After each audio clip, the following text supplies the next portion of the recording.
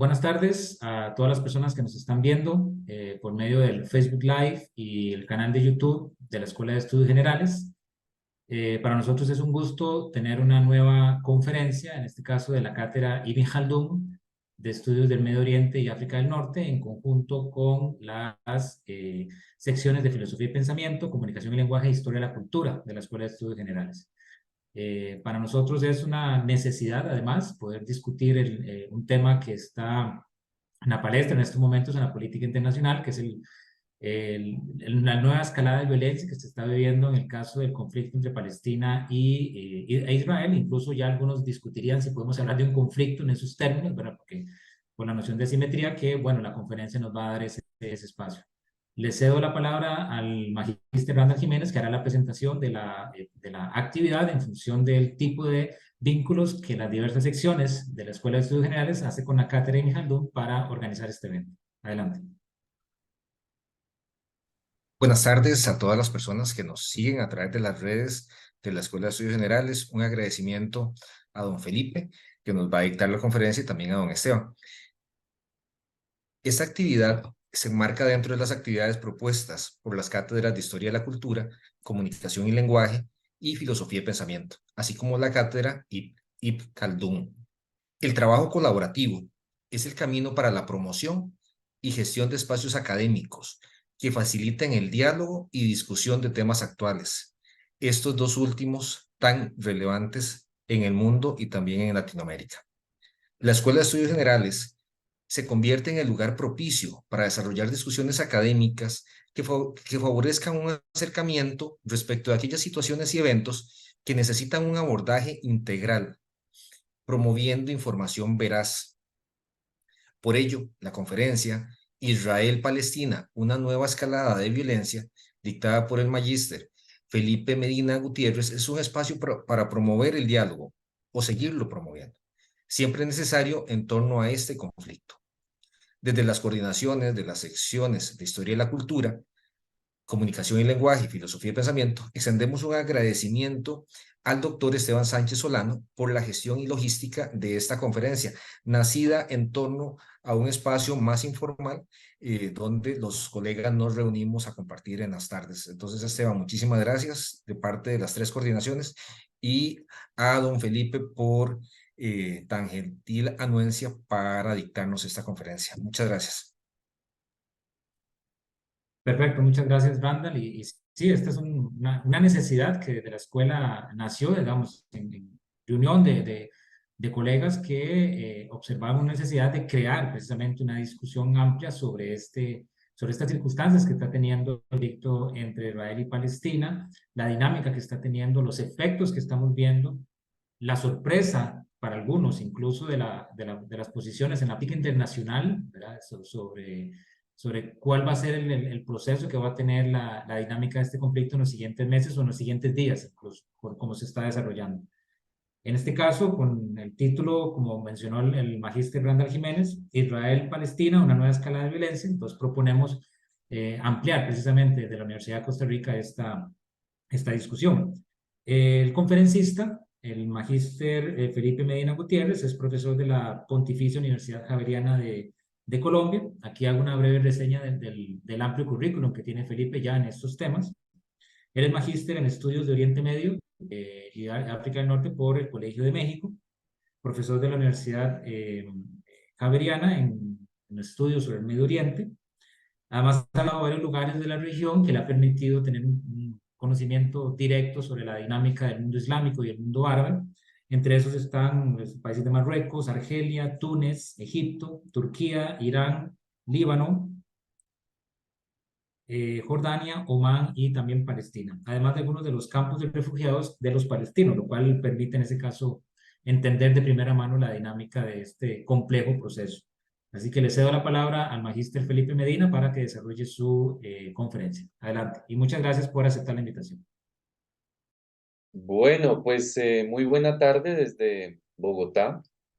Agradecer ante todo las palabras de Randall, las palabras también del profesor Esteban y sobre todo su invitación para, bueno, hacerme parte de este evento y confiarme, bueno, un tema tan complejo que parece para algunos, pero que espero después de esta mini, bueno, conferencia, pues el público en general al que realmente me estoy dirigiendo, pues pueda tener más elementos para análisis y sobre todo para comprender toda esta situación, ¿no? Bueno, pues siempre tengan en cuenta que en una conferencia virtual, pues hay temas que pueden ser de red, puede que falle el lado de ustedes, la conexión o de mi parte, pues esperemos que todo se desarrolle con total normalidad, ¿no? Bueno, pues a mí me gusta iniciar mucho con los últimos acontecimientos, sobre todo que estamos hablando de un suceso en curso, donde casi cada minuto, cada 15 minutos, cada media hora, pues están sucediendo cosas, por lo cual pues en este mismo momento pues también hay operaciones militares en curso y eso refleja un poco la complejidad de hablar pues o tratar una materia en este sentido, ¿no? Pero hay cosas que pasaron en las últimas horas que me parecen fundamentales. Una de estas fue el día de hoy, y por si alguien ve esto en diferido, pues ojalá que no se repitan estas imágenes. Y fue este bombardeo a un campo de refugiados localizado en la franja de Gaza, llamado Jabalia. La verdad que ahí hay varias cosas que analizar, pero bueno, para los que no hayan visto esta noticia, yo voy a presentar una serie de videos cortos para que podamos un poco ver imágenes, contexto y analizamos, ¿no? Entonces vamos a ver este breve video de lo que sucedió hoy en este campo de refugiados en Gaza. Al menos 150 personas han muerto en un bombardeo israelí sobre el campo de refugiados de Jabalia, en el norte de Gaza. Sin embargo, el número puede incrementar a medida que se encuentran cadáveres entre los escombros y las víctimas van llegando a los hospitales de la ciudad. Hamas cifra en 400 el número de víctimas mortales. Según varios testigos, tras el rezo de la tarde comenzaron a llegar un gran número de heridos a los departamentos de urgencia. La mayoría eran menores y mujeres. El ejército israelí ha anunciado la muerte de 2 de sus soldados en los combates en Gaza mientras luchaban contra militantes de Hamas y atacaban complejos subterráneos en el norte de la franja. Israel ha intensificado sus operaciones terrestres rechazando los llamados a un alto el fuego. El primer ministro...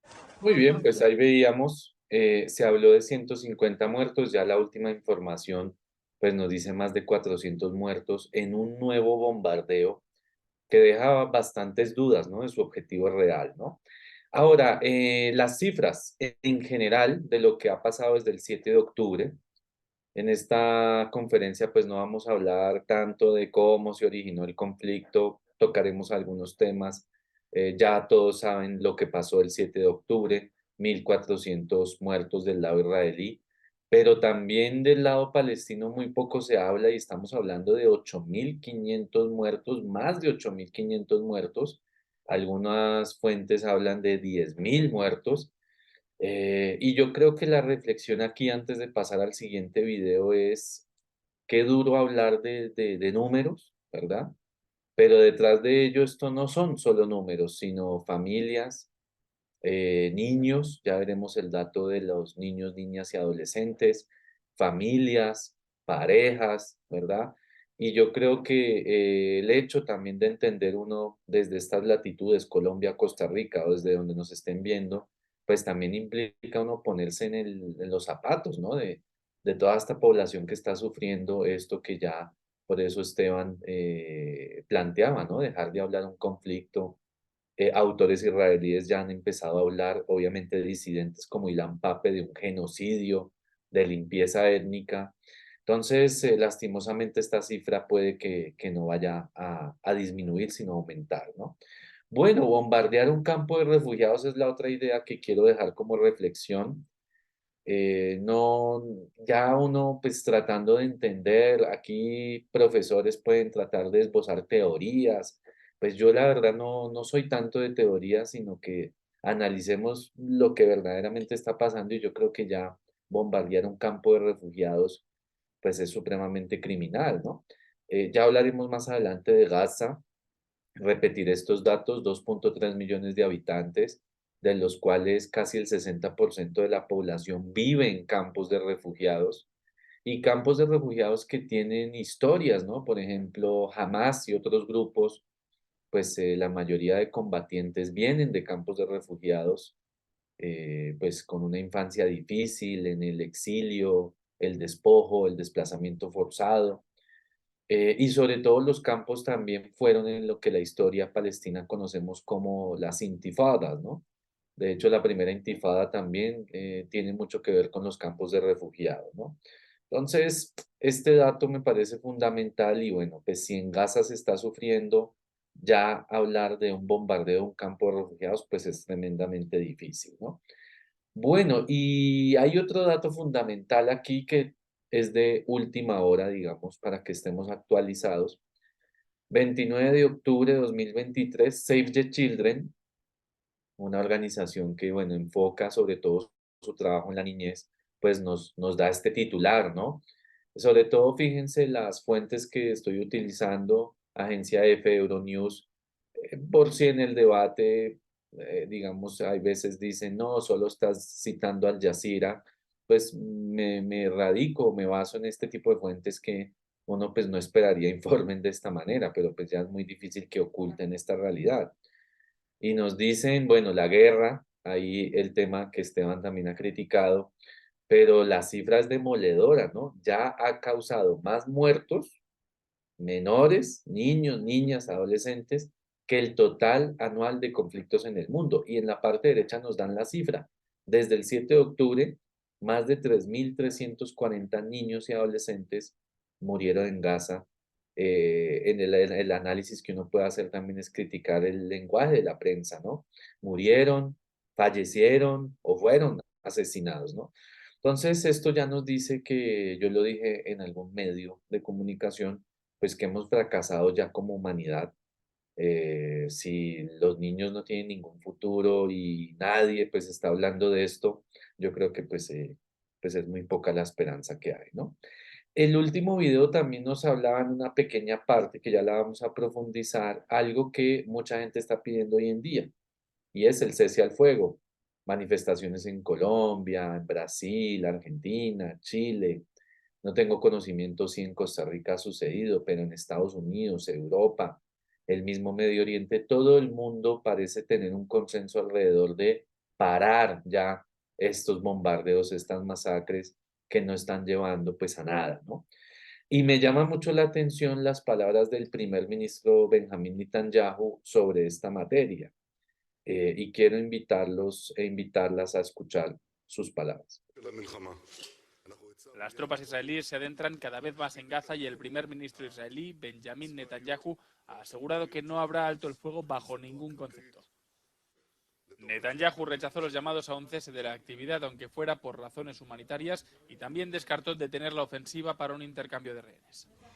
Just as the United States would not agree to a ceasefire after the bombing of Pearl Harbor or after the terrorist attack of 9/11, Israel will not agree to a cessation of hostilities with Hamas after the horrific attacks of October 7th. Calls for a ceasefire are calls for Israel to surrender to Hamas, to surrender to terrorism, to surrender to barbarism. El anuncio se produce tras el rescate de una soldado israelí. Bueno, ahí veíamos lo peligroso, ¿no? Que son las asociaciones de el tema del 9/11, Pearl Harbor, pues en menor medida. El 9/11 lo hablaremos más adelante. Y bueno, lastimosamente, si bien la Asamblea General de Naciones Unidas pudo aprobar una resolución que llamaba al cese al fuego, pues lo mismo no puede ocurrir en el Consejo de Seguridad y ya sabemos un poco la historia de Naciones Unidas, ¿no? Muchas resoluciones, muchos documentos, pero que no tienen ningún efecto en la vida real, ¿no? Del mundo. Entonces esto es preocupante que haya políticos que quieran seguir adelante con esto, que no quieran el cese al fuego, y eso nos invita, ¿no? A preguntarnos sobre el verdadero objetivo. Al final hablaremos si el objetivo final es destruir a Hamas o es otro, ¿no? Porque las cifras de niños, de civiles, de población no combatiente, que según el derecho internacional público y el derecho internacional humanitario, pues prohíbe tajantemente que se afecte a esta población, pues son las verdaderas víctimas, pues yo creo que invitan, ¿no? A la audiencia. A mí me gusta dejar preguntas así, ¿no? ¿Cuál es el verdadero objetivo de todo esto, ¿no? Y yo me apoyo mucho es en la misma voz de los israelíes.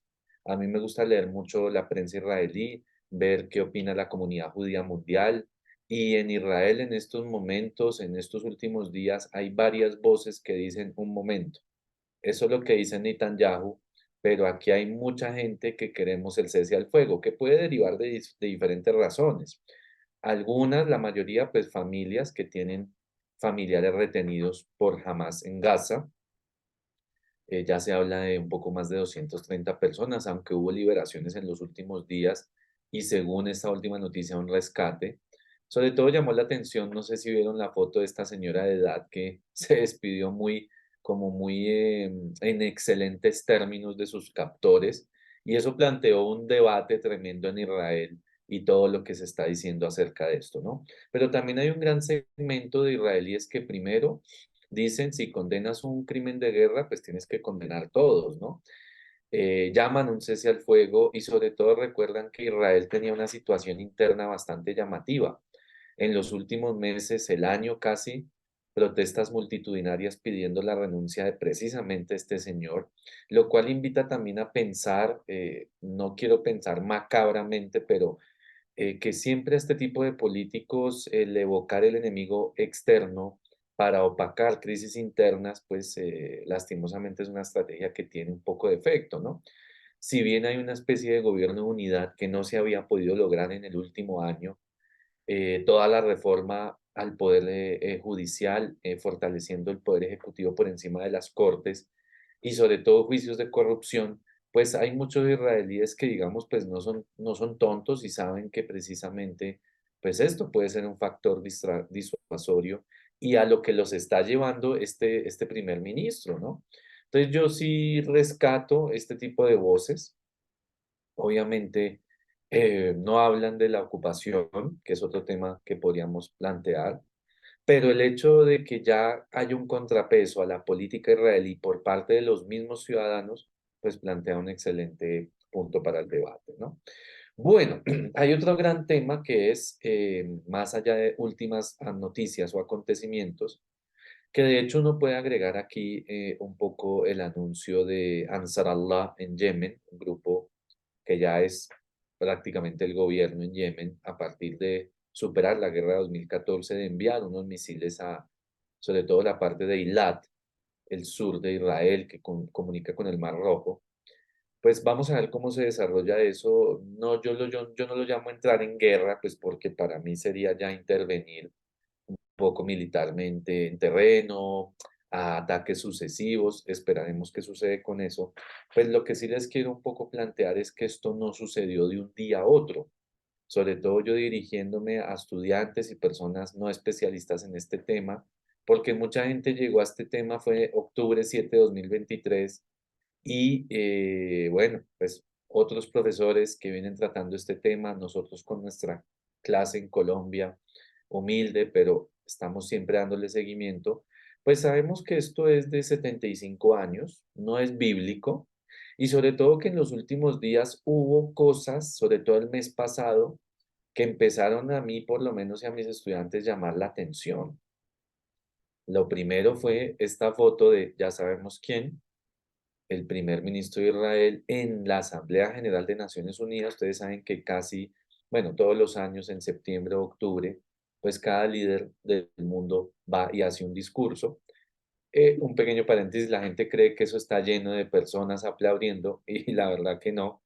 Se reúnen entre ellos a hablar cosas pues que nadie les pone atención, pero nosotros sí le hicimos seguimiento a esto, ¿no? Y en este mapa ustedes pueden ver claramente la propuesta de este señor y es el nuevo Medio Oriente, un Medio Oriente que tiene la particularidad de tener un color azul completo llamado Israel, ¿verdad? Pero donde no aparece Palestina. Y yo invito, por ejemplo, al pueblo de Costa Rica, al pueblo de Colombia, o desde donde nos estén viendo, cómo se puede sentir uno si en un mapa lo están borrando a uno como país y como población. Entonces, miren que esto no comenzó el 7 de octubre, tampoco comenzó cuando él puso esta foto, pero esto sí fue generando un planteamiento muy interesante y es que desde la perspectiva de este señor, el nuevo Medio Oriente no va a contar con el pueblo palestino, es decir, lo desaparece del mapa. Y esto me pareció muy grave, pasó desapercibido porque mucha gente, pues, afortunadamente no pierden el tiempo como yo viendo ese tipo de discursos en Naciones Unidas, pero yo dije, ojo que aquí puede pasar algo, ¿no? Y un segundo hecho fue un poco el fondo que tengo, sucesos en Jerusalén, ya todos supimos desde los acuerdos de Abraham, los cuales hablaré brevemente al final, en donde, por ejemplo, en la administración Trump se le garantizó a Israel que tuviera como capital Jerusalén, eso en contravía de la resolución 181 de Naciones Unidas, que establece que esta ciudad pues tiene un estatuto internacional y que su capital es Tel Aviv. Pues todo este tipo de arbitrariedades también llevan un poco a recordar, por si la audiencia no conoce, pues que para la comunidad judía está el Muro de los Lamentos, por eso es importante esta ciudad, que para la comunidad católico-cristiana está el Santo Sepulcro, donde Jesús fue crucificado, y sobre todo para la comunidad islámica está este lugar llamado Explanada de Al-Aqsa, donde hay dos mezquitas principalmente, la mezquita Al-Aqsa a la izquierda y la mezquita del Domo de la Roca, que son lugares importantes en la tradición islámica en un orden de tercer lugar, porque primero pues la Meca, Medina en Arabia Saudí y después este lugar, y con la importancia también de que fue la primera qibla que en la historiografía islámica nos enseña y nos hace referencia a el primer lugar donde los musulmanes empezaron a dirigir su oración, ¿no? Pero con esto también quiero advertir al público que la perspectiva palestina o los musulmanes no es plantear aquí un Estado islámico, el Estado Islámico de Palestina, para nada, que porque Mohammed planteó aquí, no, no tiene nada que ver eso. De hecho, también es importante esta historia de Jerusalén para los musulmanes por el viaje nocturno, ¿no? Una historia que aparece en el Corán, donde el profeta Mohammed pues se trasladó desde Meca a Jerusalén, ¿no? En un caballo volador llamado Al-Buraq. Aquí sucedieron unos hechos pues que no, si quieren profundizo en alguna pregunta, pero es la importancia para estas tres religiones. Y aquí en esta ciudad pues estaban pasando cosas también. En los últimos 2, 3 meses, nosotros hemos venido dándole seguimiento en nuestra clase que a la población judía pues sí se le permite visitar sinagogas, hacer sus rezos sin problema. La comunidad católico-cristiana de diferente origen, ya sea israelí o palestino, o incluso viajeros de América Latina, pueden ir y visitar las iglesias. Los palestinos pues a veces tienen problemas también, los cristianos palestinos, pero los musulmanes y a los hombres y a las mujeres no les están dejando o no les estaban dejando visitar estos lugares y realizar su oración, pues en los días viernes, ¿no? Que es el día sagrado. Y también en otro momento, porque pues ustedes saben que hay 5 oraciones al día y si tú quieres hacerla, pues puedes hacerla en estas mezquitas. Entonces, este tipo de fotos nos empezó a alertar también, ojo que están pasando cosas. Y ojo porque la operación del 7 de octubre jamás le puso el nombre de Al-Aqsa. Y eso también nos planteó un tema bastante interesante de, mire, pareciese que es mentira lo que nos dicen algunos, que lo que sucede en Gaza tiene una historia diferente y lo que sucede, digamos, en Jerusalén, Cisjordania, todo este Valle del Jordán, Jenin, Jericó, otras ciudades, pues no tiene ninguna relevancia, ¿no? Al contrario, todo esto hace referencia al mismo pueblo. Entonces, lo que pasa en un lugar afecta a los otros, ¿no? Y como les digo, pues esto no fue de un día a otro porque es la historia que se ha explicado en todas las facultades de historia y relaciones internacionales, en donde sabemos que esto no es bíblico, sino que tiene un punto de partida izquierda-derecha muy concreto que fue el mandato británico de Palestina. Los británicos ocuparon y practicaron un tipo de colonialismo en varias regiones del Medio Oriente junto con los franceses y Palestina pues quedó bajo el colonialismo británico, ¿no? Lo usual o lo más sensato que tenía que pasar era que en el movimiento de descolonización que se dio global, sobre todo en África y Medio Oriente, pues Palestina tuviera ese derecho fundamental que todas las constituciones políticas tiene, y es la autodeterminación, ¿no? Decidir por ellos mismos su futuro. Pues todo esto no pasó así, para no aburrirlos con la historia. Ustedes saben que el Estado de Israel se funda en el 1947. Colombia, por ejemplo, votó neutral, no quiso hacer parte o estar de acuerdo en partir en dos a Palestina. Aquí internamente Costa Rica votó a favor. Ya nuestros invitados de Costa Rica pues también podrían profundizar en ese punto, cuál fue pues la motivación. Pero Colombia, digamos, tuvo esa posición marcada, y de alguna manera, un paréntesis, sí interesa, pues el gobierno actual de Gustavo Petro, que hay gente que lo quiere y gente que no lo quiere, de alguna manera, si bien en algún momento estos días se mostró más a favor de Palestina, al final se terminó tomando la foto con el embajador de Israel y el embajador de Palestina, y de alguna manera vuelve como a esa postura, creo yo, desde el 47, ¿no? Que, miren, en realidad estoy es con estos dos pueblos, aunque el mensaje de Gustavo Petro pues, ha sido más enfático hacia el lado palestino. Pues yo creo que Colombia como que recobró, ¿no? Porque siempre estaba ya muy inclinado hacia el lado israelí, con TLC, bueno, mil temas, ¿no? Y entonces a partir de ahí, del 48, pues ocurren sucesos, la Nakba, que es la historiografía palestina hablando de la catástrofe, hablaremos de eso más adelante, y bueno, Guerra de los 6 días, Guerra del Yom Kippur del 73, acuerdos de Oslo, y sobre todo la pérdida progresiva de territorio de lo que era la Palestina histórica a lo que puede hablarse hoy en 2023, ya un menos del 20% de lo que fue original, ¿no? Entonces, esto es lo que viene pasando, y yo creo que es la sugerencia importante para la audiencia, que no hay necesidad de irse a la Biblia, que con todo respeto, pues siempre estamos respetando los textos sagrados, tanto del judaísmo, del cristianismo, como del islam, pero esto no es un tema pues religioso, yo ya me lo propongo a demostrar, y más bien hay que situarlo en este contexto colonial para poder buscar la solución, ¿no? Yo creo que ese es el punto principal. Bueno, información vital inicial.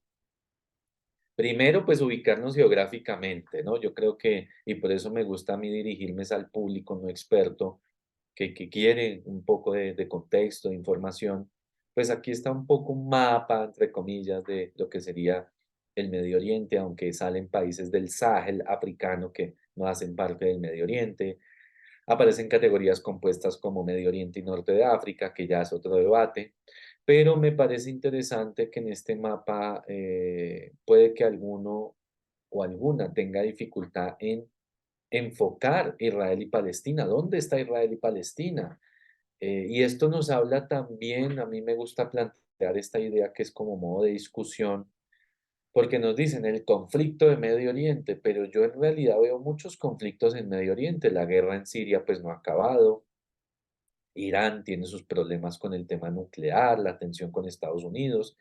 Irak pues también un país destruido después de la ocupación estadounidense a partir de 2003. Libia, un país del cual nadie se acuerda, que tuvo una tragedia durísima con esas inundaciones, del cual nadie empezó a hablar, nadie volvió a hablar desde la OTAN, desde la intervención de la OTAN.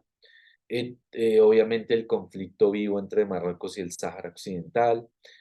Bueno, y Yemen, ¿no? Que la guerra aparentemente pasó a otro nivel, pero lo que quiero decir es que si se soluciona lo de Palestina e Israel, eso no va a repercutir en que acabe la guerra en Siria, la guerra en Yemen, Irán, Libia y demás, ¿no?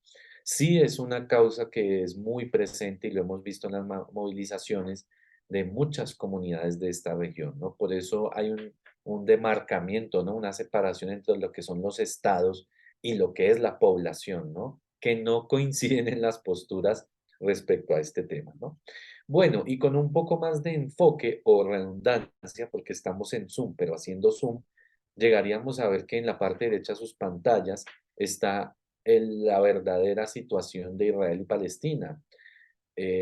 Como no estamos interactuando pues tan directamente, y ustedes no me pueden escribir al chat, pero sí ahorita dejar varias preguntas, pues usualmente yo pregunto, oiga, ¿qué ven de anómalo en este mapa? Y varios estudiantes destacan, por ejemplo, que Palestina está partida en dos. Una parte de la derecha, Cisjordania, y la parte de la izquierda, Gaza, ¿no? Que es el tema que nos está trayendo para debatir, ¿no?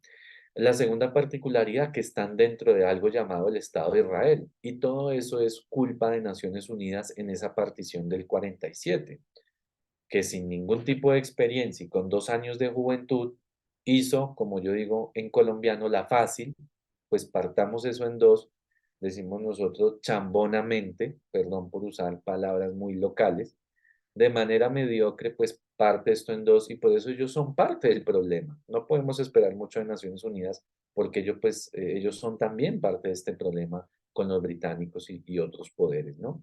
Y fronteras interesantes al norte Líbano, Siria, con el tema de los Altos del Golán, Jordania, cuya población mayoritaria es palestina, y Egipto, ¿no? Egipto, por ende, sería la única frontera viable para que entre la ayuda humanitaria a Gaza y sobre todo que el pueblo gazatí tenga un tipo de respiro, ¿no? Pero bueno, hablaremos de esas fronteras más adelante, ¿no? Y una breve, digamos, breves comentarios de Gaza, lo que les decía, aunque retomaremos, pues 2.3 millones de habitantes, comenzando con la gráfica de la izquierda. Gaza pues tiene una división, digamos, administrativa al norte de Gaza, lo que se llama la ciudad de Gaza, Deir al-Balah, Han Yunis y Rafa, ¿no? Que es el paso hacia la frontera con Egipto. Y hay algo muy interesante, 365 kilómetros cuadrados, lo cual lo hace uno de los lugares más hacinados en todo el mundo, con 16 años de bloqueo y la particularidad de haber enfrentado 5 guerras en 16 años. 5 guerras en 16 años. Por eso les digo, esto no sucedió o no comenzó el 7 de octubre, sino que las personas que le venimos dando seguimiento, por ejemplo, en el 2008-2009, presenciamos la Operación Plomo Fundido. 1.400 civiles asesinados, en general, redondeando la cifra. Duró 23 días y todo el mundo creyó que Gaza no podía, digamos, pues recuperarse después de tremenda operación. 2012 otra operación, 2014 otra operación, 2021. Lo de 2021 es muy particular porque estamos hablando casi de lo mismo desde esa época. Y de hecho, uno puede buscar en YouTube videos sobre tensión en Gaza y estamos hablando, obviamente las cifras ahora son muy superiores, exorbitantes, pero las justificaciones estamos viendo lo mismo. Israel lleva diciéndonos que desde 2008 está combatiendo a Hamas y lo que ha hecho fue prolongar esto en 5 guerras, por lo cual a mí me hacen una lectura pesimista, tratar de ver que esto va a seguir. Esto va a seguir si uno no atiende los problemas de fondo y no entiende pues la situación, ¿no? Y en el mapa de la derecha, datos interesantes. El aeropuerto de Gaza fue destruido en el 2001 por Israel. No hay puerto marítimo, hay bloqueo por tierra, mar y aire, y lo del mar es supremamente sensible porque los pescadores de Gaza pues no pueden acudir a esta región. Entonces, sin este tipo de alimentos, sin disfrutar de las millas náuticas que te concede el derecho internacional público a todo país con costa, ¿verdad? Una zona de explotación económica, pues este bloqueo se torna pues mucho más ilegal, ¿no? Recuerden que desde el derecho internacional público este bloqueo es ilegal por todos los lados que se le mire. No estoy hablando de religión, sino de derecho. Lo dice la misma Convención de San Remo, lo dicen las mismas convenciones de Ginebra, donde dicen que si el bloqueo tiene como objetivo hacer sufrir a la población civil, ya pierde por su naturaleza y se torna ilegal a toda luz. Y esto es lo que estamos viendo, porque si se le impide el alimento, electricidad, agua potable, y la electricidad repercute en los hospitales, no se le permite la ayuda humanitaria, todo esto que estamos presenciando, pues el bloqueo es triplemente ilegal, ¿no? Bueno, yo tengo unas sugerencias, lo que hago yo son sugerencias porque yo no intento pues convencer a nadie, cada uno tomará su postura. De eso se trata pues la academia, de debatir, tomar puntos, ver, oiga, esto me convence, pues esto tal vez no, pero para mí hay un punto de partida clave para analizar esto y debatir, ¿no? Y es lo que nos va a ayudar a responder ante qué tipo de conflicto estamos, ¿verdad? Esteban diría, no, ya no se habla de conflicto, sino bueno, ante qué tipo de situación estamos según pues las normas que hay vigentes en el derecho internacional público. Y de nuevo venían pasando cosas en los últimos años como por ejemplo la opinión de Amnistía Internacional, de Human Rights Watch y de la Corte Penal Internacional. Vamos a ver brevemente qué dijeron estos tres estamentos sobre lo que estaba sucediendo en Palestina. Ojo, esto antes del 7 de octubre.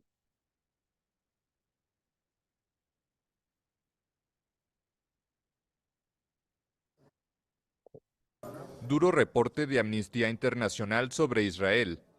La organización no gubernamental publicó el martes un informe condenando la que calificó como política de apartheid en el país hacia los palestinos y árabes israelíes. Amnesty International is here today to... Amnistía Internacional está aquí para hacer un llamado a las autoridades de Israel a poner fin al sistema de apartheid que mantiene contra todos los palestinos viviendo bajo su control. living under their effective control. Human Rights Watch y otros activistas locales también habían utilizado el término apartheid para describir una política de segregación racial en Israel. El gobierno del Estado hebreo rechazó firmemente las acusaciones, denunciando a Amnistía de antisemitismo.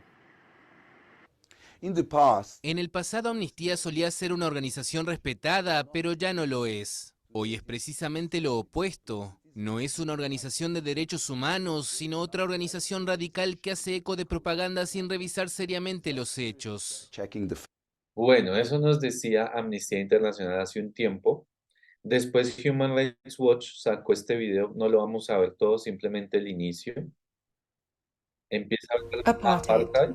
Vean. While many associate the word with South Africa, apartheid, Israeli authorities are committing the crimes against humanity of apartheid and persecution. Human Rights Watch finds that the elements of the crimes come together in the occupied Palestinian territory, pursuant to an Israeli government policy to maintain the domination by Jewish Israelis over Palestinians across Israel and the occupied territory. In the occupied territory, that intent has been coupled with systematic oppression and inhumane acts committed against Palestinians living there.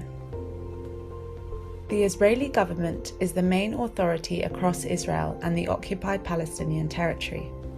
In these areas, Israeli officials have demonstrated a discriminatory intent to maintain domination over Palestinians by ensuring control over land and demographics by Jewish Israelis. Take the Jerusalem municipality as Y ahí nuevamente Human Rights Watch decía, ojo, se está practicando un apartheid, sistema de apartheid, y todo esto antes del 7 de octubre. Por eso les digo, a menudo uno tiene que ir un poquito más atrás y ver, oiga, ¿cuál era el escenario? Porque este tipo de violencias que estamos viendo, pues no aparecen de la nada, ¿no? Y algo muy particular que yo creo que debería volverse a hacer este llamado, y es que la Corte Penal Internacional, antes de octubre 7, ya estaba investigando crímenes de guerra y de lesa humanidad. Vamos a ver. Y otra noticia de alcance, los jueces de la Corte Penal Internacional se han declarado competentes para investigar presuntos crímenes de guerra cometidos en los territorios palestinos. Los magistrados basan su decisión en el hecho de que Palestina ha sido admitida como miembro de este tribunal.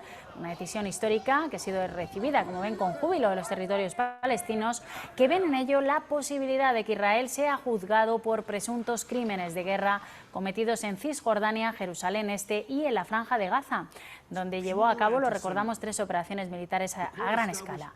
Israel, en cambio, no reconoce la legitimidad del tribunal, ha criticado esta decisión. En un vídeo, el primer ministro Netanyahu ha acusado a la Corte Penal Internacional de puro antisemitismo al investigar a Israel por falsos crímenes de guerra. Bueno, pues ahí veíamos, ¿no? La Corte Penal Internacional planteando, ojo, acá se han cometido antes del 7 de octubre. En Cisjordania, lo cual nos habla que algo está pasando allí, en Gaza también, y que está investigando pues a los dos, ¿no? A Hamás y a Israel, ¿no? Otra sugerencia, es decir, la sugerencia anterior, ¿cuál es? Que si tu punto de partida es analizar esto desde la teología, desde la religión, estás totalmente perdido. Pero si tú lo analizas desde esta situación, desde el derecho internacional público, vas a poder entender mejor.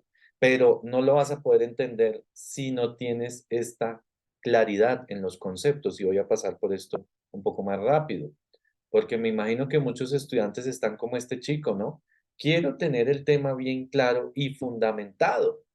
Pues nos ha dicho la prensa, y esto lastimosamente también hay gente, que día leí una columna de una palestina donde nos habla que diálogos entre judíos y palestinos. El palestino, ya veremos a qué hace referencia, pero en el fondo tiene este problema y es, nos han vendido esto como un conflicto entre árabes y judíos. Y yo aquí pregunto, ¿acaso un árabe no puede tener como religión el judaísmo? Por supuesto que sí. Lo árabe indica un grupo étnico y lo judío la practición o la practicidad o ser fiel a una religión. ¿Listo? Practicar una religión. Entonces, en este sentido, podemos decir que hay árabes musulmanes, cristianos, judíos, y también hay judíos que pueden ser árabes étnicamente, judíos colombianos, judíos costarricenses, judíos europeos de diferentes grupos, judíos de diferentes grupos asiáticos. Por ejemplo, se recuerda mucho la historia por estos días de los judíos en Irak, judíos en Egipto, judíos en Irán. Bueno, entonces no podemos tener esta confusión todavía hoy hablando, pues después de tantos años, ¿no? Y sobre todo porque aparecen este tipo de fotos. Vemos al presidente de Israel en la parte izquierda y al presidente de Emiratos Árabes Unidos, el Sheikh Zayed, en donde vemos que en realidad ser árabe, y perdón si hay algún árabe en la audiencia, eso no garantiza nada, porque hay árabes que tienen alianzas con Israel. Hay árabes que no tienen ningún problema con Israel. Y el mejor caso de esto es Emiratos Árabes Unidos y cómo ha manejado su postura. Bueno, lo que le interesa a Emiratos pues son los negocios naturalmente, y es algo donde la cuestión palestina pues no tiene como ninguna importancia. Hay muchos árabes con la causa palestina, pero ser árabe tampoco te garantiza nada, ¿no? Recordemos que hay estados como Egipto, mayoritariamente árabe, que tiene un acuerdo de paz con Israel. Jordania también, el rey, yo creo que ahora están problemas porque la mayoría de la población pues está en las calles pidiendo otro tipo de acciones. Y ahí es donde vemos el demarcamiento, ¿no? De lo que es el estado de la población, ¿no? Entonces, definitivamente este tipo de ejemplos nos invita a decir que esto no es árabe contra judíos, porque pues en la realidad están sucediendo otras cosas, ¿no? Como los llamados acuerdos de Abraham. A mí no me gusta llamarlo paz, porque es que Emiratos nunca estuvo en guerra. Aquí aparece la foto de Bahrein, tampoco estuvo en guerra con Israel.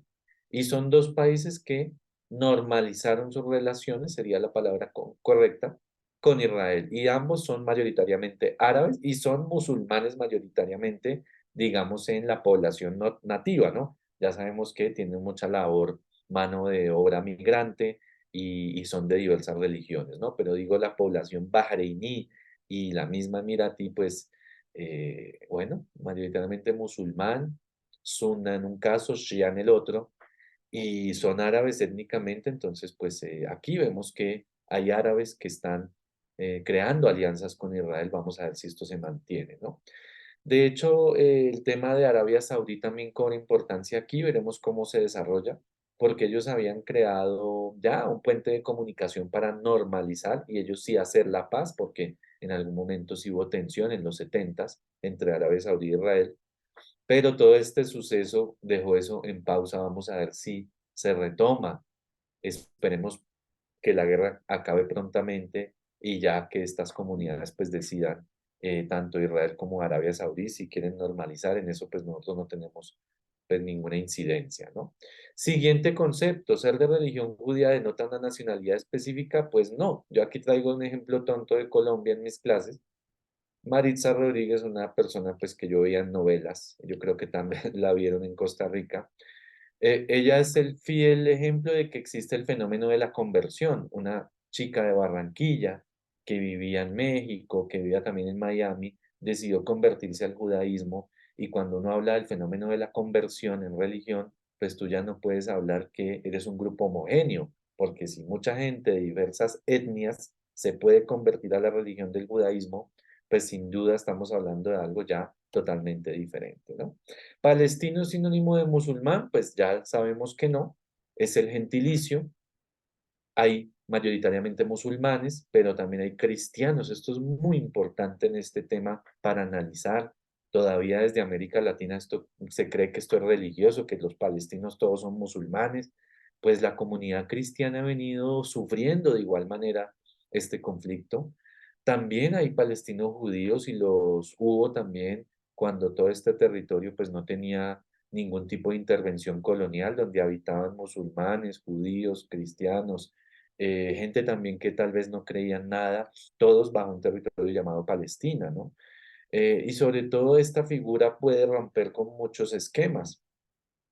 Se trata de Atallah Hanna o Hanna Atallah, el patriarca de Jerusalén, palestino, árabe, pues uno podría plantearlo, con la Virgen María en su pecho. Y él ha sido una de las voces más críticas de todos estos temas desde la comunidad, digamos, cristiana. Obviamente, si uno plantease la pregunta, ¿qué opina él de este tema? Pues plantea que hay una ocupación, busquen las pronunciamientos de él, muy interesante este sujeto, que es una figura que mucha gente en América Latina y en Hispanoamérica no conoce porque cree que nuevamente todo esto es religioso. Pero este es el mejor ejemplo de que la aparición de los cristianos palestinos y de otros cristianos, conozco muchos cristianos en Jordania, solidarios con todo este tema de Palestina, eso rompe ya con el tema religioso porque pues no puedes plantear que es judíos contra musulmanes, ¿no? Y sobre todo les he venido diciendo que ellos vienen sufriendo de todo este tema porque las parroquias, nos dice aquí el diario El Mundo, vean que no cito fuentes árabes, como para que no digan, Felipe pues está inclinado en sus fuentes, estoy citando fuentes que uno diría consulta, consumo diario de la gente en América Latina y Centroamérica. Pues miren, la Iglesia Ortodoxa bombardeada el jueves, eso también pasó hace muy poco, no lo puse de última hora porque ya pasaron unos días, pero uno también puede empezar a pensar, oiga, ¿qué está pasando aquí si bombardean hasta las iglesias? Y sobre todo miren cómo la comunidad cristiana gazatí, y si leen esta nota de prensa con más detalle, de comunidades católicas en Gaza, pues están sufriendo de la misma manera los bombardeos. Es un bombardeo que no discrimina población combatiente a población no combatiente, no discrimina a la población civil y a aquellos que están ejerciendo el uso, digamos, de la lucha armada. Y no diferencia tampoco de religión. Aquí no están matando, digamos, solo musulmanes, etcétera, ¿no? Aquí la comunidad cristiana está sufriendo y la comunidad, pues, pongámosla, no creyente, sufre de la misma manera, ¿no? Lo particular en nuestro escenario es que hay muchas iglesias, ¿verdad? Sin yo meterme ya en ese tema teológico que no es mi labor, mi tema, ese tema político histórico, pues que resulta muy particular como algunos, por ejemplo, religiosos, pues católicos, no crean ese puente con esta comunidad gazatí católica y más bien dirigen su apoyo a otros sectores, ¿no? Y bueno, me parece esencial también plantear el tema del efecto del 9/11, porque este suceso que terrorista, ¿verdad? En donde murió mucha gente inocente, perpetrado, yo creo, por Al-Qaeda y dirigido por Osama Bin Laden, que aparentemente fue asesinado en 2011, aunque nunca vimos su cadáver. Pues yo creo que esto de la lucha contra el terror, entre comillas, pues ha generado una carga también para nosotros entender desde Centro y Latinoamérica, pues este tema de Palestina, ¿no?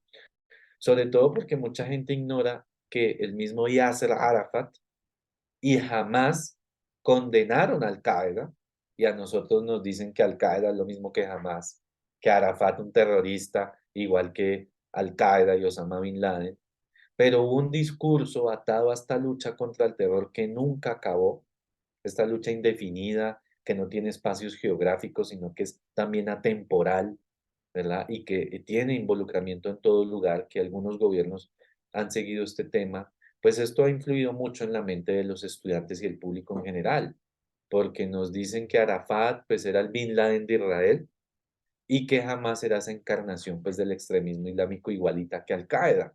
Y nosotros en la clase lo que hacemos en la academia es tratar de separar a cada grupo tiene su contexto, cada grupo tiene una serie de motivaciones político, histórico, religiosas, económicas, y lo que uno peor hacer en esto, es, digo, hablándole a la audiencia, es que ustedes analicen este tema con los antojos de la lucha contra el terrorismo. porque te va a plantear algo dicotómico, bien los buenos y los malos, y ya todo el mundo sabe pues quiénes serían los buenos y quiénes son los malos, ¿no? Y he visto sorpresivamente israelíes, el pueblo mencionado en la Biblia, todas historias gradas a la comunidad judía y para la comunidad católico-cristiana, pero no podemos decir que israelita es el mismo israelí porque es el ciudadano actual del Estado. Entonces no podemos hablar que es el mismo pueblo, ¿no? Bueno, antisemitismo, eso fue un debate tremendo que se dio en Colombia, petristas a favor y en contra, así es nuestro país como todo, pues, Hispanoamérica, pues lo acusaron inmediatamente porque él tenía una aproximación crítica y enseguida aparece el rótulo antisemita. Lo vimos en los videos también pasados, Amnistía Internacional antisemita, Human Rights Watch antisemita. Lo que quiero decir a partir de esto, lo primero es que lo que sucedió en el Holocausto, menos mal está grabado, es un crimen condenable. La comunidad judía sufrió muchísimo y ojalá nunca se vuelva a repetir. Y eso es lo que en la misma comunidad judía también está pidiendo, que no se vuelva a repetir este tipo de horrores. Pero a mí desde la academia sí me enseñaron otra cosa en torno a esta palabra en particular. A los nazis los podemos llamar antijudíos, pero antisemita ya entra un problema tremendo, porque es que anti en contra de los semitas, y los semitas son pueblos precisamente de Sem, de donde derivan lenguas etíopes, lenguas del sur de Arabia, el árabe semita, el acadio, el eblaíta, la morrita, el hebreo, todo eso hace parte de los pueblos semitas, sobre todo el arameo también es semita. Entonces, con esto, para no confundirles la cabeza, lo que quiero plantear es este gran debate, ¿no? No se puede ser antisemita y si eres amigo de los árabes. O sea, odias a unos semitas y a otras no. ¿Cómo es eso? Entonces yo por eso planteo que esto es una profunda contradicción. ¿Existe el antijudaísmo? Sí. ¿Reprochable? 1000 veces sí. Pero también existe el ¿verdad? Anti-musulmanes, discursos que se giran en torno a la islamofobia, algo que el profesor Esteban maneja muy bien, discursos también anticristianos y todos esos deben ser igualmente reprochables, pero no podemos entrar a sobre palabras que no nos están conduciendo a claridad, ¿no? Y yo invito pues a reevaluar este tema, ¿no? ¿Hay judíos en desacuerdo con Israel? Pues claro que sí. Sobre todo estuvimos viendo en Nueva York estas pancartas. Me permito traducir por si alguien no entiende el inglés. Los judíos o la comunidad judía dice cese al fuego ahora, ¿no? Y sobre todo camisetas o playeras, como le llamen, que hablan de no en nuestro nombre. Vamos a ver un poquito de cómo fue esta protesta porque me parece a mí clave en todo este tema aproximarnos a entender este tema.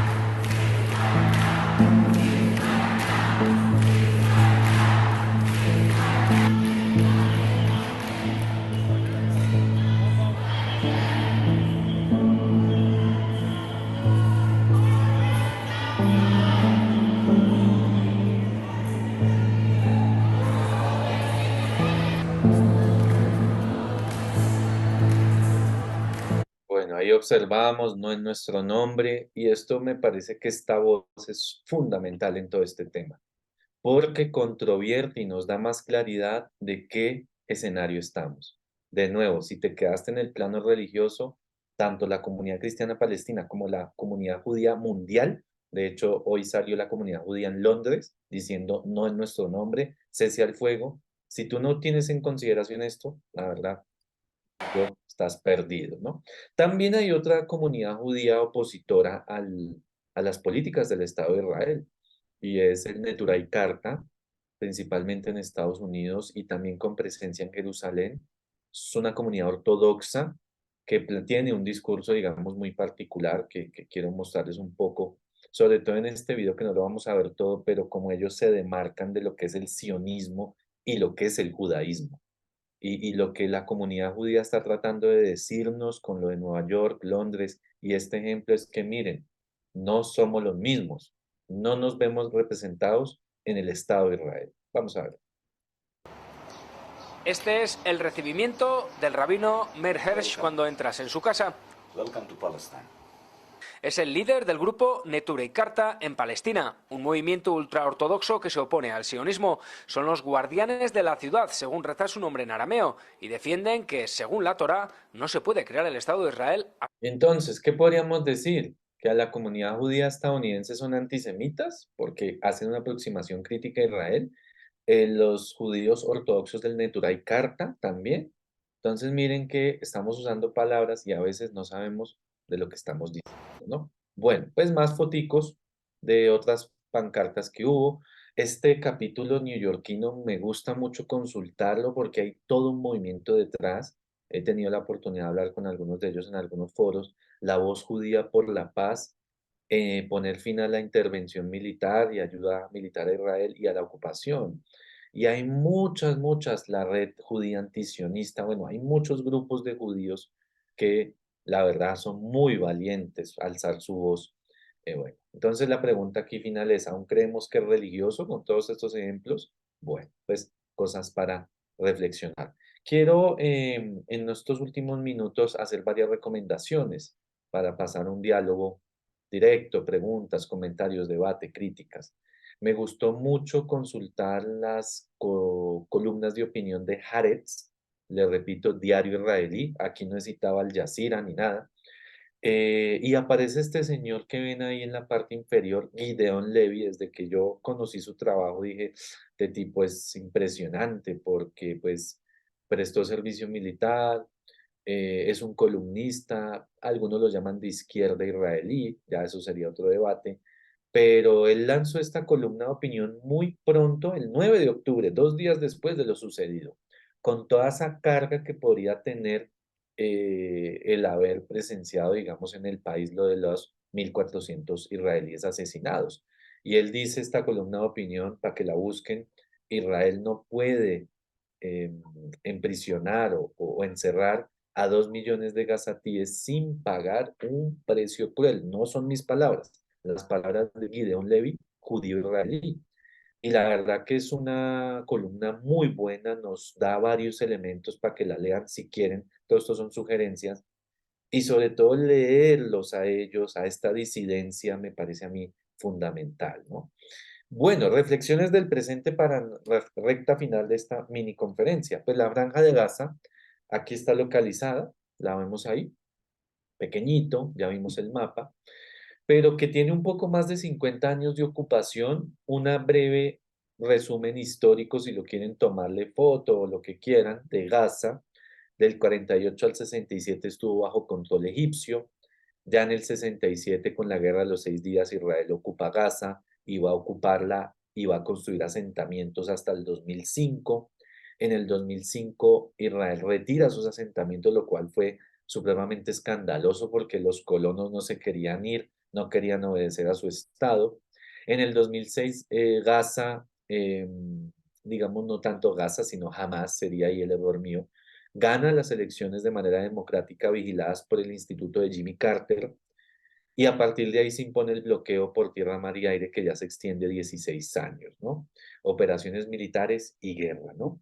Pero volvemos al mapa, de nuevo, en 16 años, 5 guerras, de nuevo, esto no sucedió de un día a otro, porque les aseguro que no va a ser la última operación, y en 2 o 3 años, ojalá que no sea así y me equivoque, vamos a estar hablando de lo mismo. Les digo, es que me pasó estos días. Me puse a recordar ¿Qué estaba haciendo yo en el 2021? Y estaba haciendo exactamente lo mismo. Hablando de la ocupación, tratando de explicar que no es religioso. En el 2008, por ejemplo, también estaba yo en estas mismas. Yo, de hecho, estaba en Medio Oriente en ese año. Y la verdad es que seguimos hablando de lo mismo, sin atender las causas fundamentales que quiero compartirles, ¿no? En Gaza está pasando algo muy grave que nos debe advertir como humanidad, y es esta foto. Esta foto obviamente no es del 2023, pero sí es del 1948. Vemos tiendas, campañas, tiendas de campaña, chozas, podría llamarse, tiendas del desierto. Si no, no son beduinos, son los refugiados palestinos que desde el año 1948 tuvieron que ir a varios lugares del mundo. Por eso Esteban enfatizaba un poco lo de mi perfil, lo de los campos de refugiados, porque si se habla muy poco de los palestinos en Cisjordania, si se habla menos de los de Gaza, hay mucha gente que no conoce que hay una gran población refugiada alrededor del mundo. A algunos les fue un poco mejor, algunos por ejemplo llegaron a Colombia y se integraron perfectamente a esta sociedad, pero otros quedaron atrapados en campos de refugiados en Líbano, en Jordania, en Siria. Y recuerden que esto era un territorio íntegro en la parte izquierda, con la partición se va a crear ese gran problema y eso va a crear que mientras unos llegaron a poblar, otros tienen que irse, ¿no? Y entonces vemos este mapa que me gustó mucho estos días que sacó el Atlas de Colonial, una página buenísima, sugerencia, síganla. Porque nos habla, mire, algo llamado Nakba en el 48 fue que los palestinos tuvieron que ir para el Líbano y por eso allá hay muchos campos de refugiados. Estaba en Ain el-Helwe, estaba en Burj al-Barajne, en otros campamentos, digamos, más pequeños que esos dos principales. En Siria hay campamentos, en el mismo Cisjordania hay campamentos. En Gaza comencé esta mini conferencia hablándole que hay campos de refugiados ahí, personas que eran de otras regiones y terminaron encapsuladas ahí. Gente que fue hacia el lado de Egipto y tal vez tomó un barco, y gente que fue a Jordania, en donde el 60-80% de la población pues son palestinos, ¿no? Y lo que estamos viendo ahora con Gaza es que tal vez esa pregunta que lancé al inicio ya tiene respuesta, o estamos empezando a saber, y es que de alguna manera el objetivo no es destruir a Hamás, sino de otra manera sacar a la población de Gaza y mandarlas al desierto de Egipto, especialmente el Sinaí y la parte norte. Conozco perfectamente esto porque viví en Egipto y estuve en el Arish y esta zona, una zona inhóspita donde no crece absolutamente nada de esta península del Sinaí, y allí quieren, y eso va muy en consonancia con lo que se planteó en los acuerdos de Abraham, que era que se creara ahí una especie de Estado palestino que tuviera una parte del Sinaí y toda esta zona desértica, ¿no? Entonces, Ilan Pappé, profesor israelí judío, dijo hoy y ayer, y lo va a seguir diciendo, que esto parece que rememora, en palabras de él, no mías, no una segunda Nakba, sino que la Nakba nunca terminó, y ese proceso de cada vez de provocar un desplazamiento forzado, pues parece que quiere finiquitarse, ¿no? Y hay otro elemento que me parece fundamental. Nosotros como seres humanos no podemos llorar una vida y no llorar otra vida. Una vida no puede valer más que otra.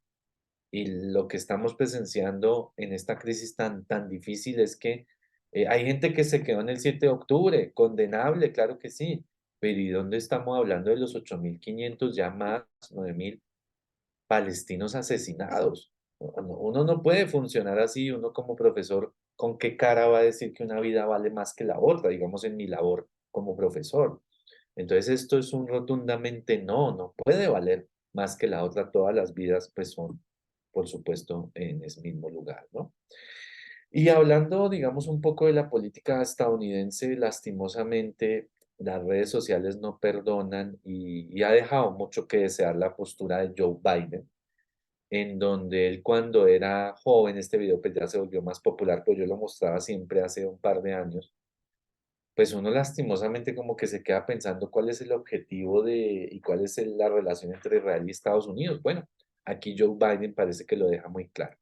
If we look at the Middle East, I think it's about time we stop, those of us who support, as most of us do, Israel in this body, for apologizing for our support for Israel. There's no apology to be made. None. It is the best $3 billion investment we make. Were there not an Israel, the United States of America would have to invent an Israel to protect her interest in the region. The United States would have to go out and invent an Israel. Bueno, ahora, en los últimos minutos que quiero plantear, para que no sea un monólogo, la variable de Hamás en el conflicto. Vamos a hablar un poquito de esto, ¿no? Bueno, Hamás se creó en el 1987, se pronuncia Hamas, no Hamas. Digo yo, pues esto ayuda un poco para que planteemos un debate serio. 1987 nos dice algo muy importante, que el conflicto, la ocupación, nació antes de Hamás. Por lo tanto, Hamás es un producto de toda esta situación. Si uno dijera, no, es que Hamás es el principal factor de todo este tema, entraríamos a un debate distinto. Pero yo creo que hay varios elementos que quiero compartirles para el debate. Hay una visión religiosa de este grupo, ¿verdad? Que se crea, esto ya es ampliamente sabido, por incentivo de alguna manera de los servicios secretos israelíes. Pero yo sí, en mi posición de análisis, yo sí no creo que sea un títere de Israel, como alguna gente pues lo plantea, sobre todo en sectores de izquierda. Sí, hubo un incentivo para crear ese contrapeso al Fatah y a la autoridad palestina, pero me parece mejor si uno lo entiende con estos tips. Primero, es sí un grupo religioso, pero que profesa un Islam suní y no chií. De esa manera, aquellos que entienden el Medio Oriente solo en términos de religión, pues están perdidos, porque dicen, Irán fue el que lo creó, pero Irán es chiita, Hezbollah es shia, mayoritariamente, y Hamas es sunna. Entonces, ¿dónde dejan ese tal conflicto sunna-shia? ¿Al fin sí ocurre o al fin no? Pues ahí ya todos quedan confundidos. Me parece interesante porque Hamas es una fuerza social ante todo, simpatizantes incluso de otras religiones. Yo tengo muchos amigos palestinos, tengo amigos cristianos, tengo amigos que no creen, que son, por ejemplo, de izquierda palestina, y hay muchos que coinciden que en este momento están apoyando a Hamas.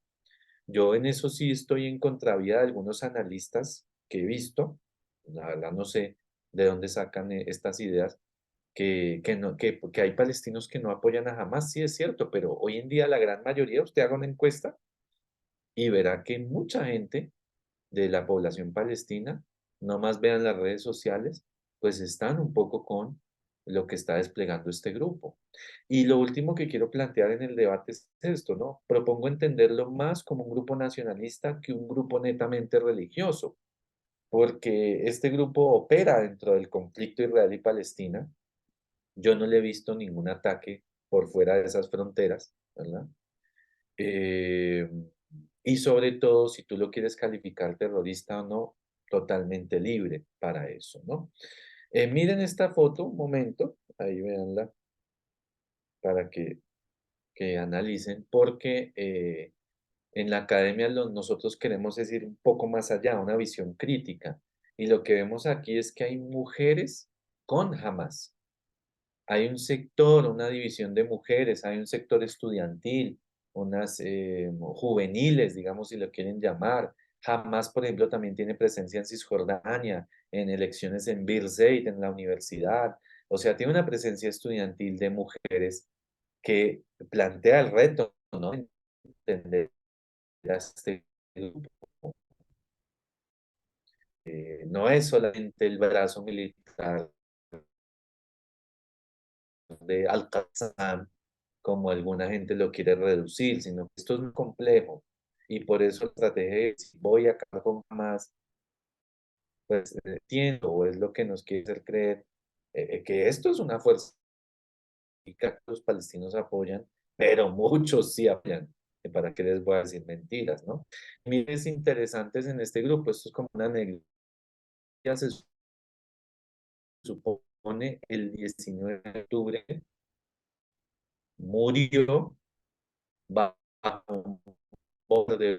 Fue la esposa de uno de los fundadores de Hamas. Entonces, miren, bueno, la oficina política de Hamas, de todos, si hay mujeres aquí viendo esto, oiga, y nada de todo este tema, pues vale la pena uno explorarla, ¿no?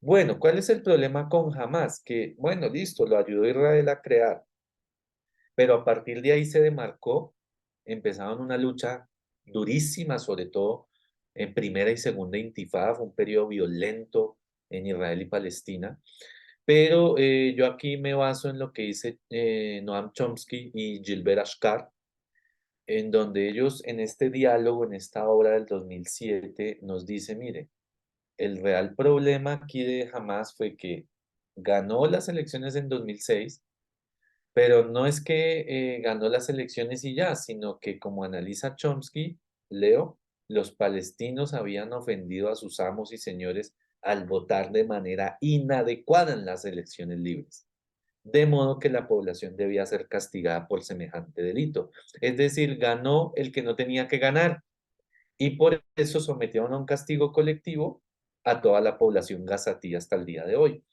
Y esto tiene otra idea fundamental que me puse a pensar el otro día y es, según otros israelíes analistas, solo cito israelíes, no cito árabes, pues para ellos, miren, esto es algo muy particular en el Medio Oriente, cuando un grupo que dice, no quiero seguir la lucha armada, sino que me quiero ir a las elecciones, ¿verdad?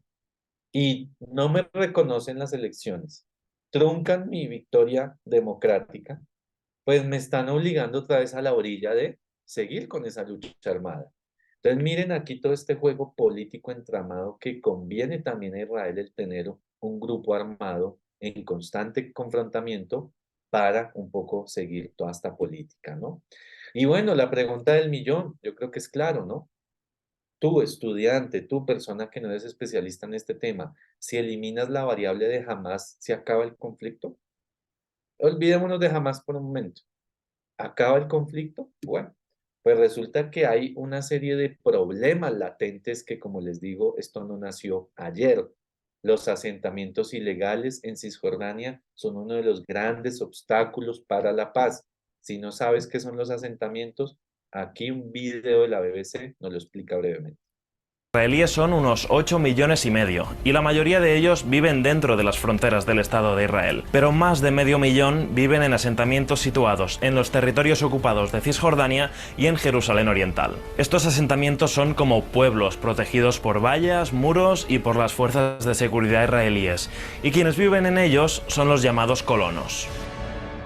Pero ¿por qué son tan problemáticos estos asentamientos? Israel empezó a construirlos en el 67, en los territorios ocupados durante la Guerra de los 6 días. A lo largo de los años crecieron en número y en población, a costa de los habitantes palestinos, que acusan al Estado de Israel de demoler sus casas, expropiar sus tierras y restringir su libertad de movimiento. La comunidad internacional, incluyendo las Naciones Unidas y la Corte Internacional de Justicia, considera ilegales estos asentamientos. Y lo hace por un principio muy simple. La Convención de Ginebra prohíbe que un país traspase su población a un territorio que ha ocupado militarmente. Sin embargo, los israelíes... Muy bien, pues ya sabemos, la brújula es derecho internacional humanitario, convenios de Ginebra y no acudir a un debate religioso. Miren el problema de los asentamientos, en esto pues jamás no opera, digamos, no veo la incidencia en esto, y es cada asterisco en Cisjordania, lo cual está provocando que prácticamente crear un solo estado pues sea imposible. El muro de la segregación, declarado ilegal en una opinión consultiva en el año 2003 por la Corte Penal Internacional, ¿no? Y es un muro que tiene alrededor de 760 kilómetros de extensión, invade territorio palestino en Cisjordania y bueno, pues crea toda una vulneración de derechos fundamentales como el derecho a la educación, el derecho a la salud, el derecho a la libre locomoción, que es moverse por tu territorio libremente. En Costa Rica, si yo me quiero mover, me muevo. En Colombia, si quiero irme de paseo, pues también me voy. Pues los palestinos no tienen pues esa oportunidad. Y por eso Human Rights Watch y Amnistía hablan, oiga, aquí hay un sistema de segregación, ¿no? La anexión del Valle Jordán también es otro tema que escapa a toda esta realidad y es esta parte de la parte, digamos, derecha de sus pantallas. El río Jordán es fundamental, el recurso hídrico, todos los acuíferos, toda esta cuestión de Tulkarem, pues esto es fundamental, uno para entender que aquí si tú eliminas a Hamas, vas a seguir hablando de todos estos problemas porque esto es el conflicto real. Esta es el verdadero tema del cual tenemos que hablar. ¿Cuándo se va a parar la anexión del Valle del Jordán? ¿Cuándo se va a derribar el muro de segregación? ¿Cuándo se van a acabar los asentamientos ilegales declarados por las mismas Naciones Unidas como esa naturaleza? Y sobre todo, ¿cuándo vamos a hablar de los refugiados para que puedan volver a sus casas? La gente llegó aquí en Colombia, sí, pero pues no creía que Colombia era el sueño americano. Llegaron aquí por accidente también o por recomendaciones de familiares. Pero yo creo que estas personas tienen el derecho, y este es un tema que siempre ha estado ausente. Hace poco escribí algo sobre los acuerdos de Oslo, y en los acuerdos de Oslo esto nunca se habló. Por eso esos acuerdos de Oslo fallaron rotundamente, porque si no discutes e integras los problemas nucleares fundamentales de este conflicto, pues no vamos a seguir avanzando, y por eso vamos a seguir viendo miles de cosas, ¿no? Bueno, para cerrar, yo veo aquí el fracaso de la Autoridad Nacional Palestina, porque afortunadamente yo no soy pues ni amigo del gobierno de Israel ni amigo del gobierno palestino. Este organismo, pues yo creo que lo mejor que le puede pasar al pueblo palestino es que desaparezca, corruptos. El mismo Mahmoud Abbas es millonario. Yo no veo cómo pues un pueblo ocupado puede tener ese tipo de presidente, sus hijos multimillonarios, toda la gente que rodea a la Autoridad Nacional Palestina, que tienen acuerdos de seguridad. Yo creo que ahora ya se vio el fracaso rotundo, ¿no? A pesar de que algunos todavía se confundan, pues yo no tengo miedo pues entrar en este debate. Es mejor uno ser franco, y yo creo que ustedes solo vean las redes sociales, nadie habla de esta gente. De hecho, hay protestas en Palestina en contra y les echan la policía. Aquí llamamos como el cuerpo del SMAT al antiprotesta. Pues es realmente incomprensible lo que viene haciendo el gobierno de la Autoridad Nacional Palestina, que bueno, pues no sé si todavía represente a los palestinos, ¿no? Bueno, soluciones. Volver a lo que había en 1880. ¿Cómo así, Felipe? ¿Qué es eso? Una convivencia histórica, pacífica, entre musulmanes, judíos, cristianos y no creyentes. Es decir, todos vivimos aquí sin que uno esté por encima del otro. Eso es lo que necesita Palestina hoy en día, un solo Estado, donde no porque seas de un grupo étnico estás por encima del otro, no porque profeses una religión estés por encima del otro, sino que prime el criterio de la ciudadanía. Esa es la verdadera solución. Y yo creo que la pequeña lección que nos queda aquí es memoria histórica. Todavía hay que hablar de qué es lo que pasó, por qué pasó esto, y eso con verdad, justicia y reparación para las víctimas, lo que nos va a generar una verdadera paz, ¿no? Si no hablamos de todo esto, vamos a seguir pues un poco en lo mismo, ¿no? Bueno, pues hasta aquí me detengo. Quiero abrirle campo a Esteban para comentarios, y si hay preguntas, debate, pues poder atenderlos con mucho gusto. Bien, muchas gracias a Felipe. Fue una explicación muy detallada de este proceso, de las condiciones en que está funcionando, de la parte histórica que, digamos, está ahí presente.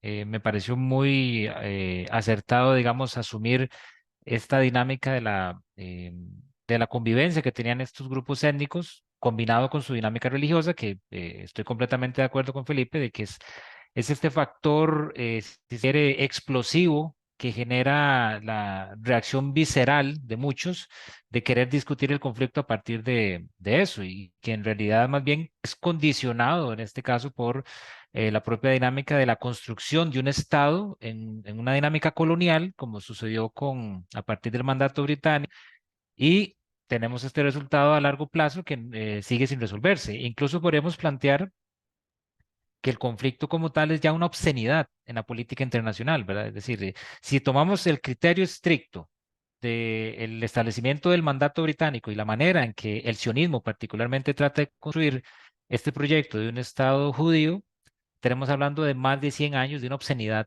que la política internacional o las potencias en general no quieren resolver. Y el peso de lo que me parece muy acertado de la discusión que hacía sobre el concepto de antisemitismo, tiene una carga moral tan fuerte, ¿verdad? Que uno ve la reacción timorata de Europa, y en el caso de Estados Unidos, que su historia con el antisemitismo es muy diferente, lo está pensando digamos, con otra perspectiva. En ese sentido, la explicación y los dados históricamente para ir dando datos concretos, fenómenos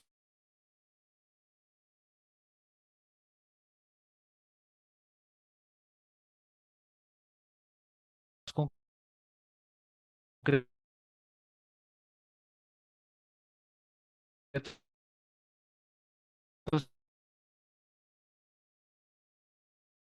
para todo lo que se dice plasma ahí detrás, que recuerdo muy bien de Edward Said sobre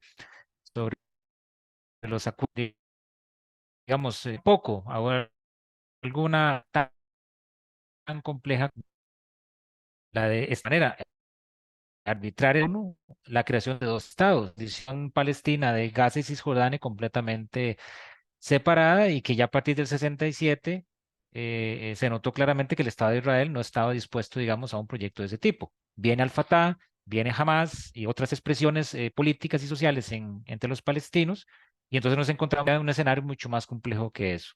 Así que más bien te agradecemos muchísimo esa presentación y toda la discusión que nos has planteado. Tenemos una pregunta en concreto que la hace Jerry Espinosa, que es profesor de la Escuela de Estudios Generales, y él pregunta, ¿considera usted que la opción de los dos estados es aún viable?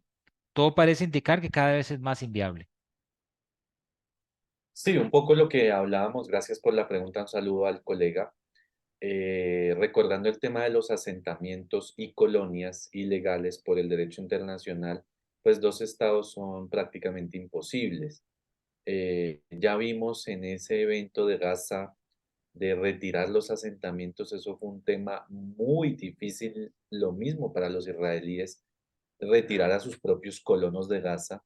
Y cuando uno observa los asentamientos que mostré, si quieren aquí voy avanzando rápido para volver a llegar a ese punto, tal vez lleguemos, pues eso hace prácticamente imposible uno hablar de dos estados, porque ¿cómo va a haber dos estados, uno separado en Gaza y otro en Cisjordania, ¿no?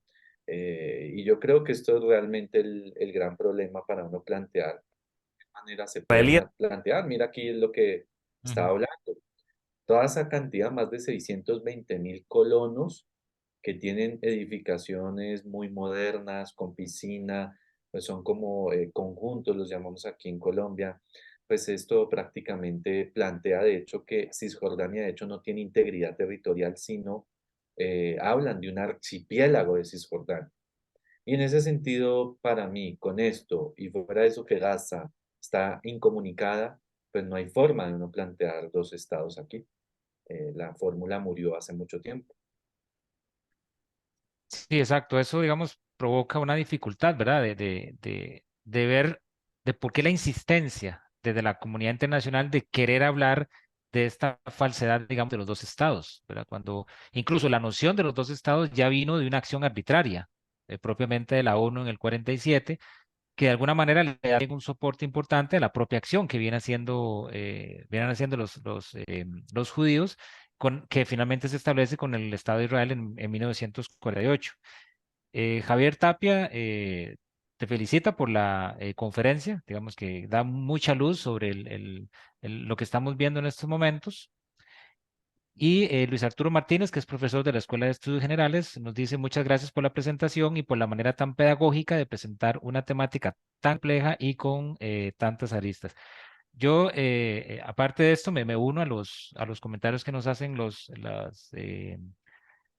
que nos están viendo a través del Facebook Live de Estudios Generales y el caso de YouTube, del canal de YouTube de la Escuela de Estudios Generales. Y yo te tenía una pregunta en particular respecto a cómo pensar, digamos, esta conferencia que hubo en Egipto, donde había representantes del mundo árabe, europeos, pero no estaba obviamente Israel y Estados Unidos. ¿Qué conclusión podría sacar, digamos, de estos días que se reunieron, que trataron de proponer algún tipo de hoja de ruta que podría ser una posibilidad de encontrar un camino para lo fundamental que ha sido en este momento es que pensar el cese al fuego, era como primera digamos, acción. ¿Qué ¿Qué valoración le das, digamos, a esa reunión que hubo en Egipto? La verdad, ninguna valoración, porque lo que estamos viendo aquí son más esfuerzos, tal vez en parejas, si uno lo pudiese llamar así. Multilateralmente, la Liga Árabe, pues es un organismo que no tiene ningún tipo de peso. Lo vimos desde la guerra en Siria, lo vimos en la misma guerra en Yemen. En la cuestión palestina, pues también no tiene ningún peso, pues, o una credibilidad. Por eso yo hablo tanto de la demarcación en los estados a su población. La población está pidiendo incesantemente en la calle árabe que sus gobiernos actúen de alguna manera. Y entonces aquí aparecen varios actores que han podido hacer logros parciales. La liberación de algunos de los prisioneros israelíes que estaban en manos de Hamas se dio gracias a Qatar, que influye pues directamente y ofrece hospedaje a los dos principales líderes de la oficina política, como Ismael Haniyeh y Khaled Meshal de Hamas en Doha. Entonces ellos tienen un canal de comunicación abierto, pero también Egipto, que históricamente por su condición de vecino de Gaza y la única puerta como para el respiro y la ayuda humanitaria, pues siempre han jugado un papel muy importante ahora Abdel Fattah al-Sisi en tratar de, oiga, bueno, bajemos un poco las tensiones. La figura del Sisi, pues que tiene comunicación con Israel, pues no es el gran líder que uno, por ejemplo, veía en Nasser, pero yo creo que ya con esta experiencia de 16 años y en las últimas guerras, él está básicamente desde el 2014-2015, pues ya tiene un mecanismo, ¿no? Para poder detener esto, pero pues no ha sido efectivo, solamente ha podido abrir por la ayuda humanitaria, él mismo no quiere abrir Rafa para que los palestinos lleguen a su territorio, entonces ahí hay poca solidaridad. Entonces, esfuerzos de Egipto, de Qatar, pero no mucho más, la verdad, porque no hay grandes líderes que tengan una credibilidad en la región. Emiratos Árabes Unidos se ha distanciado de esto. Arabia Saudí también últimamente cambió un poco más su tono y quiere desplegar, pero no tiene mucha credibilidad del lado palestino. Los palestinos no confían en los saudíes porque pues está a punto de normalizar relaciones. Entonces falta un tercero verdaderamente imparcial que pueda o que tenga credibilidad en partes involucradas. Entonces yo por eso esta reunión no, lo que sí logró, digamos, el accionar estadounidense, hay que aceptarlo, es que se abrió, ¿no? Lograron convencer a Israel de que la ayuda humanitaria tenía que entrar, así sea poca. Y vamos a ver, porque también hay un juego no doble, ¿no? Ahí se está financiando con armas, con buques, en proximidades del mar Mediterráneo. Entonces yo la verdad, no, para hacer la idea, no le veo ninguna credibilidad. Es esto, la gente que vaya y visite Medio Oriente sabe que la Liga Árabe está en los edificios en Cairo, pero nadie cree en esa organización. Entonces, es muy poco lo que se puede esperar de ahí. De solidaridad, pero obviamente utilizada políticamente, en este caso por cuestionar como líder el caso de Erdogan. Conferencia, pero sería bueno como enfatizarlo. Si son inviables dos estados, ¿cuál es la solución viable? Para mí, un estado donde prime el criterio de la ciudadanía y nadie esté por encima en razón de su etnicidad o su religión. Y por eso me gusta recordar cómo era Palestina antes. Una Palestina donde tú, siendo judío, cristiano, musulmán, vivías tranquilamente y no había ese componente sectario es más, es que hay muy poca gente que cree esta idea que lanzo, pero repito, cuando ustedes van por allá, Esteban lo ha presenciado, nadie anda preguntando qué religión practicas. Eso es como una obsesión que se tiene aquí en Hispanoamérica, donde creemos que allá todo el mundo está pensando en religión. No, barrios donde tu vecino era judío, tu vecino cristiano, tu vecino musulmán y pues todos estaban pues unidos bajo una entidad política y geográfica. pero cuando hay un elemento disruptivo en esa convivencia, es donde se generan los problemas. Y yo creo que por eso la comunidad judía está diciendo, oiga, miren, la vida de los palestinos vale mucho, no hagan eso en nuestro nombre, porque están generalizando. Entonces, para mí, ya no sé si será utópica o no, pero pues la gracia siempre es proponer eso. Y sobre todo con lo último que planteé, ojo, para el colega, esto, memoria histórica, porque yo lo analizo mucho viniendo del país de donde vengo, Colombia. Tú no puedes poner fin a un conflicto armado tan sangriento sin decir la verdad de lo que pasó, sin que haya verdad, sin que haya justicia y sin que haya pues reparación, ¿no?